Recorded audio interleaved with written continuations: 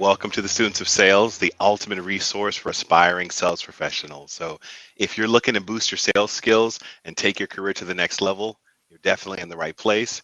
Each week, we bring you expert insights, practical tips, and real world strategies to help you close more deals and build long lasting relationships with your clients.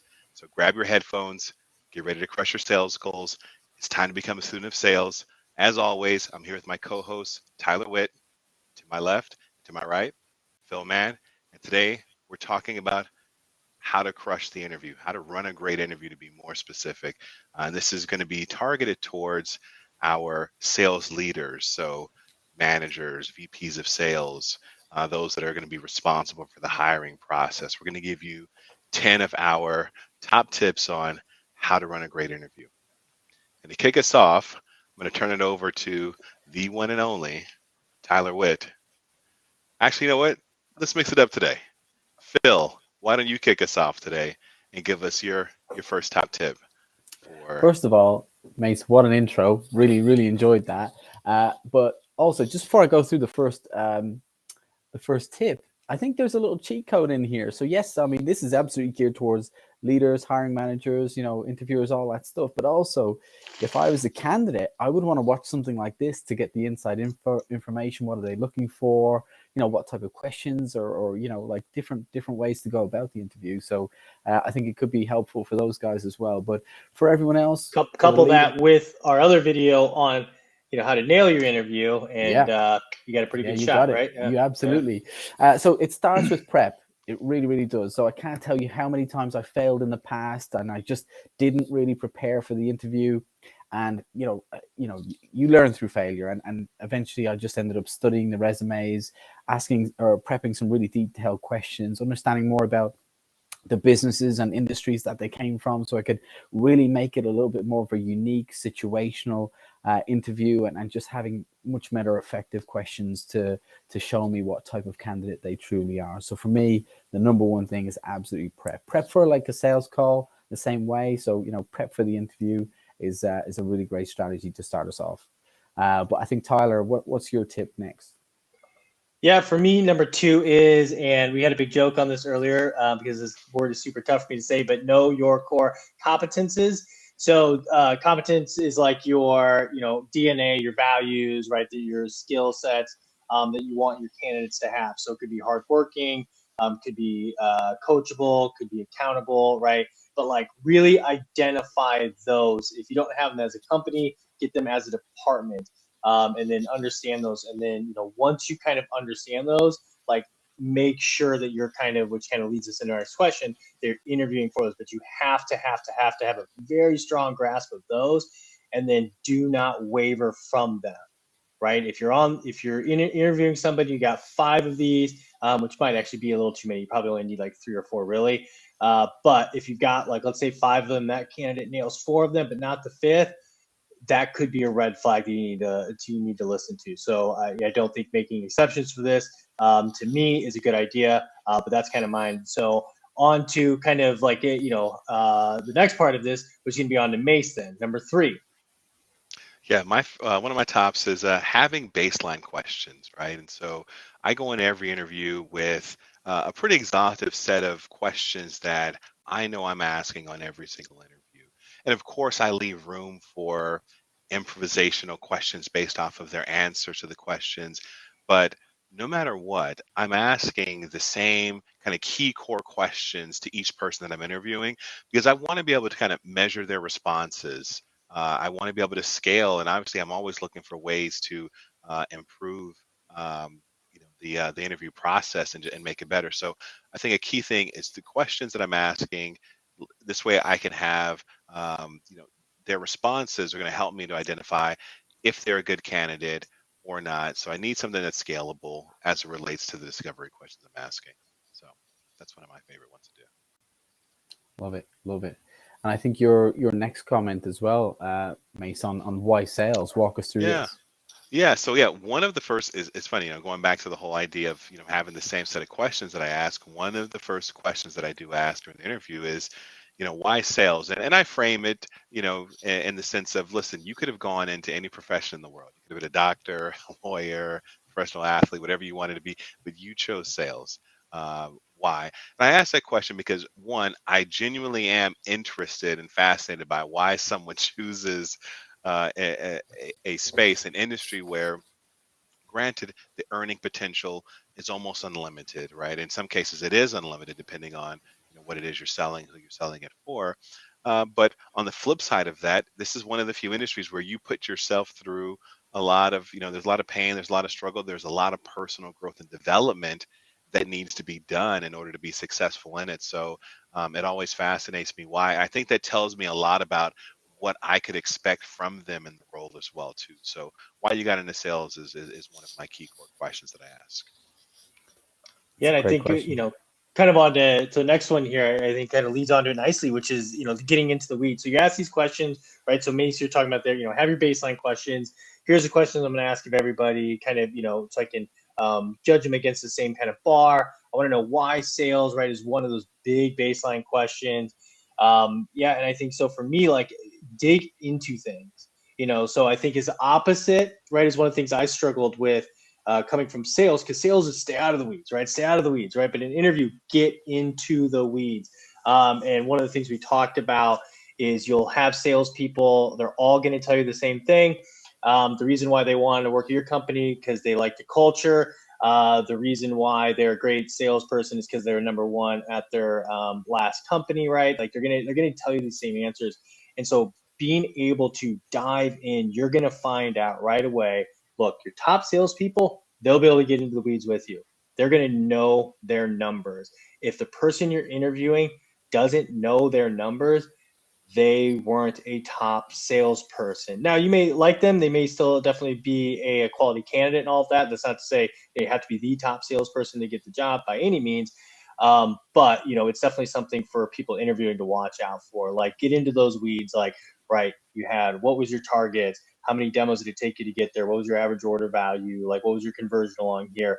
And again, your top salespeople, right, are going to know their numbers, because if you don't know your numbers, you don't know your business. And that's kind of like, to me, those would be, the on the detail side of everything. And then it kind of moves over here to Phil, which is study the soft skills, which is the flip side of that. Yeah, absolutely. Well, these next two are all about the person, the individual who sat across from you, across the table, or potentially who sat on a meeting like this, a Zoom. But ultimately, like studying the soft skills is you have a unique opportunity right now to actually see how they sell, because ultimately they're selling themselves, they're selling their ideas and all that good stuff. But are they natural storytellers? What's their communication style? Are they energy? Are they kind of just kind of a blue, more of a data-driven person? Are they a good fit for what you're looking for in the personality traits? Study their body language, eye contact, everything. So just study those soft skills. So often on a sales call, if you think about it, often you're always planning that next question, or you're planning that next move on a sales call, and then in the interview, unless you stop and pause and just maybe pick a couple of questions, like Mace, you mentioned your baseline questions. Maybe for 2 or 3 of those baseline questions, I'm just going to study their soft skills. So I think that's a really, really important trait that a lot of interviewers miss out on, which kind of links perfectly into the next point, which is ultimately take it outside of work. Once you've asked a lot of those professional based questions, why sales, why this business, why now, tell me about your numbers, all of that stuff, try get to know them as a bit of an individual. Now, you're not asking you to be best friends or go for a beer, but just try if you can learn, try and see if you can learn a little bit more about them as a person. What does a normal weekend look like, or what are your favorite hobbies, stuff like that. You can actually get to learn a little bit more about them as an individual, which also gives you a flash, vision into, again, are they a good fit for your core competencies? Are they a good fit for your culture? Stuff like that. So I encourage you, again, you don't necessarily have to ask personal questions, but keeping it lighthearted, surface level, just in terms of what does outside of work look like for you. So I think that's always a great question. But I think then we now start to transition into the I guess the back end of the interview. So Mace, in terms of walking them through the role, I think would be that good next step, right? Yeah, absolutely. And so once I've kind of gone through my cadence of questions that I normally ask about the individual, their experience, their background, all that good stuff, I like to then transition into giving them the high level overview of the role, the business, our KPIs, the comp plan. Basically, it's like you think about it. If you've interviewed enough people for this role, you're going to pick up on some patterns of the questions that they have that they're going to ask you, and a lot of them are the same questions. Tell me about the business. Tell me about the team. How many people are on the team? What are the KPIs? What's the salary? What's the commission look like? What's the culture within the organization? So I would encourage you to start answering those questions before they even ask them. It's very similar to how we address objections in a sales call, by getting ahead of them. Get ahead of the questions that you're going to get asked by the majority of these candidates, and so walk them through a day in the life of the person in your role. Tell them what the KPIs and the expectations are. Go over what the comp plan is. Walk them through the comp plan and how it works. Tell them about the business and the culture. Give them the full 360. And then that's going to transition you into, putting the ball in their court and opening it up for questions for them. And so the interesting thing is this, right? I also use this as kind of a barometer of, how many questions are they going to have for me after I've answered probably 90, 95% of the questions that they had in mind. It's always interesting to see what else they have that they have curiosities about regarding the business or the role or you as a leader and such. And so, yeah, open it up for questions for them before you know, wrap up the call. Yeah, that takes me kind of the final point here for me is, so you get through that, you're at the end of the interview, and trust your gut, right? Like, so this to me is a big one, and it's funny because I've been in leadership for a while, I've done a lot of interviews, and I've been trained on both, right? Like, have this strict kind of like, here's what you go through, and just go by those measurements, ignore your gut. Whereas other people, are just like, no, it's sales, 100% your gut. And I gotta tell you, I land on the side of, after doing, I don't even know how many interviews, but a lot of interviews. Your gut is pretty intelligent at this point, right? If you've done this long enough, if you're earlier in the interview, you're probably still forming what that gut feeling is. But after a while, like, in that room, like, how did you feel? And why, to me, that's so important is because ultimately that's what a sales job is. Sales is emotion. It's how your customers feel. And so, you want to listen to your gut at the back end of that interview. And the famous expression is, if it's not a hell yes, it is a no. And I think sometimes, for leaders, they're desperate to build their team. They're desperate to build a business. They're kind of operating from a position of weakness. And I'd rather a position goes unfilled. And maybe I am trending, a month or two behind.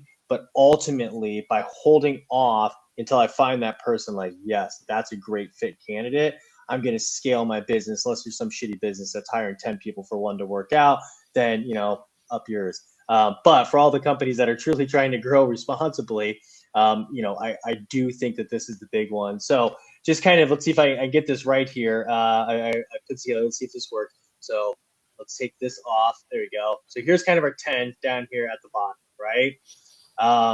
So Mace, right? So we kind of ran through those 10 for everybody, but Mace, which one for you do you think, you've been interviewing, for a long time? I know you're actively interviewing a lot right now. Which one do you think is kind of the one that you put the most attention on in the interview process? It's the questions that I ask for sure. And I say that because, having sure made plenty of mistakes hiring the wrong people, but then also, hiring some superstars, and what I could take away from those. It really is the questions because, you know, the time, the energy, the effort that is involved in, bringing someone into the business, and for them to not be the right person because of, something we could have probably captured or, figured out during the interview process, it's pretty frustrating and painful. So for me, it really is those questions. You got two, maybe three opportunities to pick their brain, get to know this person before you make an offer to them. And, you want to do right by the business, you want to do right by your team, you also want to do right by the individuals as well too. All right. And Yeah. so, I think it's the questions to help, you as best as you possibly can figure out, if this is the right person for your team or not. So that's my take. Phil, what about for you? It's interesting because I probably would have answered this question very differently a couple of years ago, but I'm just all about that individual right now. I like, there's a lot of great salespeople out there. There's a lot of average salespeople. So how do you in the room? I feel attacked. How do you in the room differentiate between the two of them? It's close to impossible. It really, really is hard to do that. And I always say, businesses tell you how to sell them, right? So during the discovery, they're going to tell you their pain points and stuff like that. And if you're really smart, you're going to focus on those pain points and tell them how you're going to solve that problem with your software or your product. So they tell you how to sell them. I'm convinced that the person in the room or on Zoom, whatever it is nowadays, they tell you with their words, with their actions, with their tone. They tell you if they should hire them, if you should hire them. Do they seem genuine? Are they a great storyteller? What does their, career history look like? I put less weight on the career history, but what's their trajectory looking like? Yeah. Are they hopping all around the place right now? Are they 6 months here, 8 months here, kind of stuff? Like, their resume tells a story. They're in the room, they tell a story. And your gut absolutely plays a huge role, but it's not like I used to put about 80% on my gut. And actually it's probably 50-50 now, which is 50% my gut tells me, but the other 50% is the story, their natural charisma, their attention to detail, their ability to be a storyteller. So for me, it's it's those soft skills. And one of my favorite questions to always ask in an interview was like, Tyler, what does hard work look like to you? Yeah. And I would get an answer. I remember you asking me that question. Yeah. Yeah. And like, there's probably, I'm not going to give away all my nuggets here, but there's like 4 or 5 great questions like that will tell you a lot about the individual. So for me, I care less about their resume and their work experience, and I ask them like, who they are as an individual. That's the most important thing to me. Well, I think that's an important point too, because like I said in there, I think trust your gut's a big one, and it probably is important to clarify. Like, it's not like throw away, because that's probably about what I am, about 50-50. And when I say trust your gut, probably maybe didn't say it earlier, and I think it's important is like, don't ignore the other part, right? And I think that's my point is, I think the mistake I made earlier in my career was like, I had these core competencies, right? Like that I'd go through these baseline questions, and I'd go through kind of, the 1 through 9 that we're talking about here. And I'd, run these interviews and get good information. And my gut would just be kind of saying, yeah, but this guy just seems like a bit of a drag, right? Or this girl just like, just comes off a little preachy or something like that, right? Which, something like you're going to find in an interview where you just don't feel it. Trust that feeling, because your customers are going to have that same initial response. But same thing, like if your gut's telling you, yeah, but like they don't meet your core competencies, then that's a red flag as well. You don't want to ignore that. Like, you don't want to say like, man, this woman's like incredible. Like she just, she's so sharp and quick and, funny and all these kind of things, but like her numbers didn't line up. Right. And it just feels like it wasn't an honest answer as to, what the past success was. And, and feel free at the end. This is where I think, you bring these things, open up for questions, like questions on your side as well. Like, look, Mace, earlier I asked you this, and you said this, like, can you help me just understand?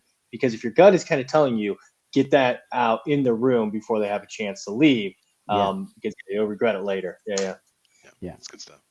Mace, what are some of your baseline? Yeah, I agree. So kind of, wrap this up here shortly, but I think it helped because you did say ask some baseline questions. Let's help our audience out here. Let's give them a baseline question or two. Mace, what's 1 or 2 that you ask in any interview? And Phil, I'm coming to you, so you might as well start thinking about it. So first one I'll give, and this one may be a generic one. I would imagine if you're a sales leader, you're asking, baseline questions around their KPIs within their current role, and really, like you mentioned, Tyler, digging into the weeds in regards to those KPIs, like where you were the past 3 months. Give me your numbers, books, sats, book to sat, all that good stuff. But beyond that, I dig into some questions about, how they like to be led. I don't like to use the word managed, right? Because I prefer the term, sales coach versus sales manager. Yeah. But I do have some questions around, how they like to be managed, how they will respond if I have to deliver some difficult messaging to them that maybe and I add a little caveat to it, that maybe you don't agree with, Yeah. right? How do you respond to that, right? So I do kind of dig into, what their experiences have been like with previous leadership. Another good one for me that I ask is, how do you respond to adversity? We know in sales, it's coming one day or another, right? You're going to have a tough week or a tough month or a tough quarter. How do you react and respond to, when things get difficult, especially when you're doing all the right things, but you're not seeing the results that you want. So really try to dig into, how they're going to handle adversity is a big one for me because we know in sales it's inevitable. It's the rite of passage, right? You have to go through that for success. So those are just a couple of the questions that I dive into to better understand this person if they kind of fit the type of personality and individual I'm looking for. I think that will thrive in this role because at the end of the day, the reason I'm asking these questions is I'm trying to identify, can I help this person accomplish their Yeah. personal, financial, and professional goals? That's really what I'm going for when I ask these questions. And, by the end of it all, if I feel confident that this place and me as their sales coach can help them get there, that's a win. All right. Those are Phil, some good ones. Those are some good yeah, ones. those are really good ones. Well, I What do you panicked, think? Tyler, and I made up some questions that I should be asking. So I think Oh, yeah, you've ran a bunch of interviews. Give us. I'm sure you got one or many, two too that, many. like, yeah. So I always love to ask, in their previous company or potentially the company that they were still at the time, where do they stack in the team? For example, if they had 10 salespeople, where did they rank in the 10 salespeople? And, you get a lot of people that would say number one, and you could probe, okay, great, tell me Pros know you what. say number two always because nobody Yeah. questions number two. Yeah. Well, I don't hate someone that says number one. I've just got a lot of different questions from about why he's leaving or all that, or she's leaving and stuff like that. But so I always asked them where they stacked in the team, and I kind of got a lot from their answer. How humble were they? How humble were they? How self-aware were they? Like, genuinely, did they know the answer to that? And depending on their answer, let's say if they said they were number 2 or 3, I would say, okay, great, Tyler. Well, tell me, what does the top person do differently to you over there? And I would kind of like, it's a kind of a temperature check if they're just aware of what other people are doing, and or if they're able to analyze, what a top performer in their business is doing differently to them. So, that was a kind of good baseline question for me, just to be able to see if they're self-aware of where they are, but also if they're aware of their surroundings to see what other people are doing differently. That told me a lot about an individual. That's funny because that was kind of one of my two that I always love to ask in interviews is number one, it's kind of a two-parter, but like number one is like, what's the most recent like sales book or video, like YouTube video or whatever training course that you've gone through, right? What's the most, training methodology you've studied, something like that. You love to ask that question. You're ready with that book. You're ready with the questions about that book. I promise you. Well, that's the thing. So like I promise you because you get 3 people, right? People that just freeze up. I'm not hiring you. Like, I'm not hiring you. You're a sales professional. If you can't even name something off the top of your head, I am categorically not hiring you. I don't care how good you think you are. The fact that you don't think you need to study means you will never make it long term in a company because you aren't coachable. You're not humble. Like, there's so many red flags that. So that's number one. Number two is they give me an answer and they've never actually read the book. And I'm not afraid of that person as much because at least they have an awareness of it. They took a shot. They took a shot. Yeah, they took a shot. Like, I can at least respect that. Listen, everyone says how to win friends and influence people. I hear that one all the time. Or the how to negotiate the Chris Voss book. I can never remember the name of the title of it. Yeah. There have been many moons, but there are better negotiation books out there. Sorry, Chris, love you, but like, so like, but they never split the difference. Yeah, never split the difference. There you go. But like, and so that the second two people, right? The person who they both give you a name, but one's actually right at the other one has it. And so then I always ask, well, what was the biggest lesson you took from it? What was it that you learned from that book? Is kind of my follow up question in it. And which is great. It keeps me on my toes because I do have to consume so much. Because if I don't know, what's in that book, they could be like, oh yeah, how to win friends and influence people. They talk about sharing coffee and IMing people late at night. Like, well, wait a minute, the book was in the 30s, whatever, right? So I have to know that information. So that's one of my favorite. And then the other thing, I love to ask Phil. So that's a two-part of the first one, but the other one is just simply, like, what sales like competence are you working on right now, right? What's the number one sales skill you're trying to develop? And again, like, I just want to hear people's thoughts on it, right? There's not that many that people are say, but I've heard, I heard a bunch of guys, they'll say stuff like, I'm closing, I'm trying to get closing or discovery. I'm just trying to, but they don't give me much substance, right? And I had a girl once that she said, I love the answer. So I said, what is it? Your sales skill? What's your number one sales skill you're trying to improve on, right? She's like, I really want to work at a company where they can help me with my discovery so that I have a deeper, accurate understanding of customers so I can better help them through the process. And I remember her giving me that answer. It's like something, maybe a little bit more to it. It's very succinct. And it just showed me that, like, all right, this person actually is probably working on that because they read that somewhere or they saw that somewhere. So to me, those are kind of my big ones. And it just tells me a lot about where that person is in their career and kind of what they're going to Mace's point of the question is, right, at some point I'm going to give you feedback you don't agree with. How are you going to receive that? And that tells me right away, are you coachable or you're not coachable? 100%. Yeah, that's a really, really good one. I'm not sure how much time we have left, but I've got one final. Yeah, of course. I know Tyler's upset with me for even saying No. that. Worked you long enough to know you have enough final. So this number 8 one for Mace, which is walk them through the role. Again, I can't tell you how many mistakes I made in the past by trying to sugarcoat it, trying to make it seem like it wasn't as hard work as I knew it would be. And essentially they came in and a month, 2 months later, it was kind of a shock, So for me, just to all the interviewers out there, be real, just be a straight shooter, be, accurate on OTEs, be accurate in terms of the commitments to the role, activities in the role,